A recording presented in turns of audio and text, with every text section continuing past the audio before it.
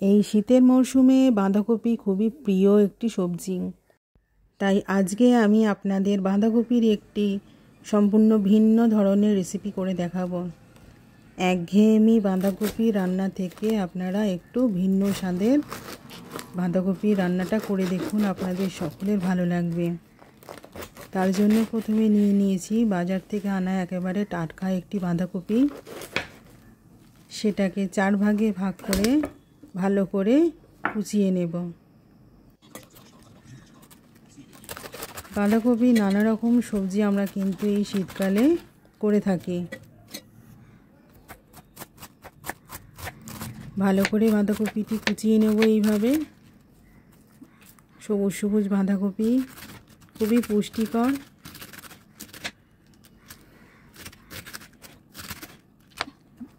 শীতের মরশুমে যেহেতু বাঁধাকপি খুব সহজেই অ্যাভেলেবেল হয়, তাই বাঁধাকপির নানা রকম রেসিপি কিন্তু আমরা করে থাকি।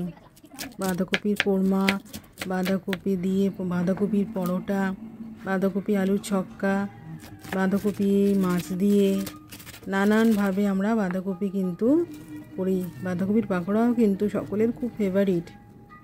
এইভাবে আমরা বাঁধাকপিটা ভালো করে চপ করে নেব। প্লিজ বন্ধুরা, যারা আমার চ্যানেলটি দেখছেন তারা আমার রেসিপিটি ভালো লাগলে লাইক, শেয়ার এবং সাবস্ক্রাইব করে দিন, এবং রেসিপিটি কেমন হয়েছে অবশ্যই কমেন্ট করে জানান। এবার ফাইনালি চপ করা বাঁধাকপিটি আমরা নুন জলে বয়েল করে নেব খুবই অল্প সময়ের জন্য। বাঁধাকপি হোক বা ফুলকপি হোক, রান্না করার আগে কিন্তু আমি নুন জলে অল্প করে বয়েল করে নিই। তারপর ভালোভাবে বাঁধাকপির জল ঝরিয়ে নেব এবং একটি প্যানে 2 টেবিল চামচ তেল দিয়ে, অবশ্যই সরষের তেল দিয়ে, হিং ও জিরের ফোড়ন দিয়ে দেব এবং তাতে দিয়ে দেব লঙ্কা ও রসুন কুচি। হালকা ভাজা হয়ে গেলে তাতে দিয়ে দেব একটি পেঁয়াজ কুচিনো।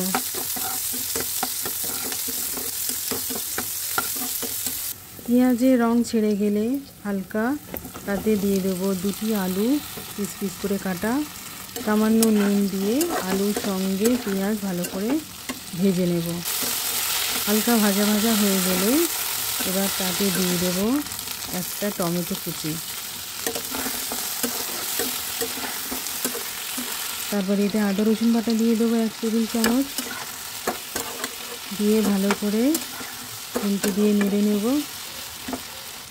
এবার 1 চা চামচ হলুদ গুঁড়ো, 1 চা চামচ লঙ্কা গুঁড়ো, 1 চা চামচ ধনে গুঁড়ো ও 1/2 চামচ জিরে গুঁড়ো দিয়ে ভালোভাবে আলু পেঁয়াজের সঙ্গে মিশিয়ে নেব মশলাগুলো। এবারে কিন্তু আমরা সিদ্ধ করা বাঁধাকপিটা এতে মিশিয়ে দেব। ভালোভাবে নেড়ে নেব। মশলার সঙ্গে বাঁধাকপিটা ভালোভাবে মিশিয়ে নেব, ঠিক এইভাবে।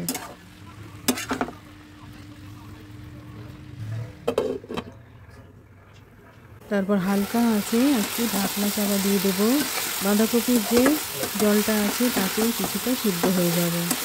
এবার খুব ভালো করে কষিয়ে নেব। কষিয়ে নিয়ে 2 কাপ গরম জল দিয়ে হালকা আছে 10 মিনিট মতো রান্না করতে দেব।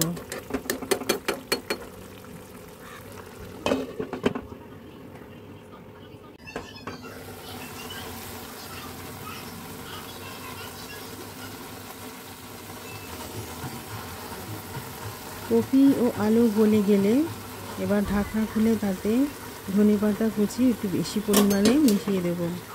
মিশিয়ে দিয়ে এপিটুপিট নেড়ে দেওয়ার পরে তাতে দিয়ে দেব চিনি 1 টেবিল চামচ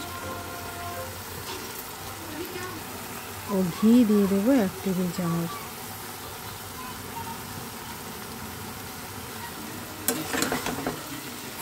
ভালোভাবে মিশিয়ে নেব। এই রেসিপিটি কিন্তু আপনাদের সকলের ভালো লাগবে। এটি রুটি বা ভাত যে কোনো কিছুর সঙ্গে সার্ভ করুন, দারুণ লাগবে। ধন্যবাদ।